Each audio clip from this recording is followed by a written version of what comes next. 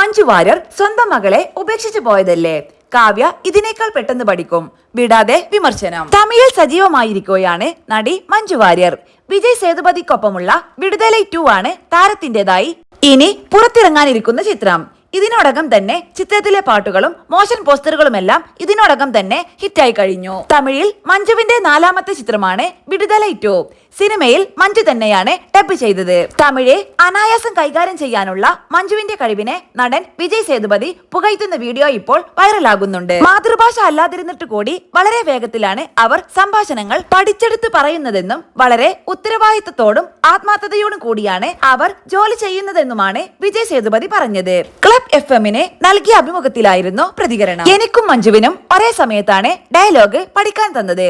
എന്നാൽ ആദ്യം പഠിച്ചെടുത്തത് മഞ്ജുവാണ്, അതും വളരെ വേഗത്തിൽ.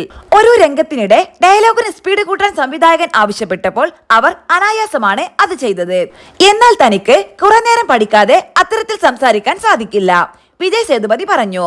ഓരോ ഷോട്ടിനായി മഞ്ജു തയ്യാറെടുക്കുന്നതിനെയും അദ്ദേഹം പുകഴ്ത്തി. ഷോട്ട് തുടങ്ങുന്നതിന് മുൻപ് വരെ അദ്ദേഹം അത് പഠിച്ചുകൊണ്ടിരിക്കുമെന്നും വളരെ അർപ്പണബോധത്തോടെയും ആത്മാർത്ഥതയോടെയുമാണ് അവർ തന്റെ ജോലി ചെയ്യുന്നതെന്നും വിജയ് സേതുപതി പറഞ്ഞു. അതേസമയം വിജയ് സേതുപതിയുടെ ഈ അഭിമുഖത്തിന് താഴെ നിരവധി പേരാണ് കമന്റുമായി എത്തിയത്. മഞ്ജുവിനെ അഭിനന്ദിച്ചുള്ള കമന്റുകൾ ഉണ്ടെങ്കിലും പതിവ് പോലെയുള്ള വിമർശനങ്ങൾക്ക് യാതൊരു കുറവുമില്ല. അടുത്തിടെ ഇറങ്ങിയ വേട്ടയാൻ എന്ന ചിത്രത്തിൽ മഞ്ജുവിന് അധികം റോൾ ഉണ്ടായിരുന്നില്ല. ഇത് ചൂണ്ടിക്കാട്ടിയാണ് ചിലരുടെ പരിഹാസം. നല്ല സിനിമ ചെയ്താൽ കാണാൻ ആളുണ്ടാകും എന്നാണ് മറ്റൊരാൾ കുറിച്ചത്. ഇപ്പോഴും മഞ്ജുവിന്റെ വ്യക്തി ജീവിതത്തെ ചൂണ്ടിക്കാട്ടിയും കാവ്യ മാധവനുമായി താരതമ്യം ചെയ്തുള്ള കമന്റുകളുമുണ്ട്. കാവ്യ മാധവൻ മഞ്ജുവിനേക്കാൾ വേഗത്തിൽ ഡയലോഗ് പഠിക്കുമെന്നാണ് ഒരാൾ കമന്റ് ചെയ്തത്.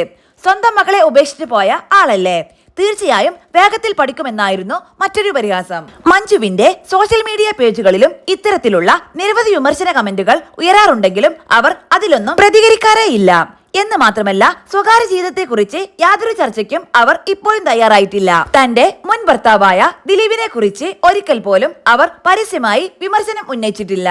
നഷ്ടമായ തന്റെ കരിയർ തിരിച്ചു പിടിച്ച് മുന്നോട്ടു പോകുകയാണവർ. അതേസമയം രജനീകാന്ത് ചിത്രം വേട്ടയാന് ശേഷം മഞ്ജു വാര്യർ തന്റെ പ്രതിഫലം ഉയർത്തിയെന്നാണ് റിപ്പോർട്ടുകൾ. വിടുതലൈ 2-വിൽ 3 കോടിയാണ് മഞ്ജുവിന് ലഭിച്ച പ്രതിഫലം എന്നാണ് അനൌദ്യോഗിക റിപ്പോർട്ടുകൾ. ആദ്യ തമിഴ് സിനിമയ്ക്ക് 1 കോടിക്കടുത്തായിരുന്നു പ്രതിഫലം.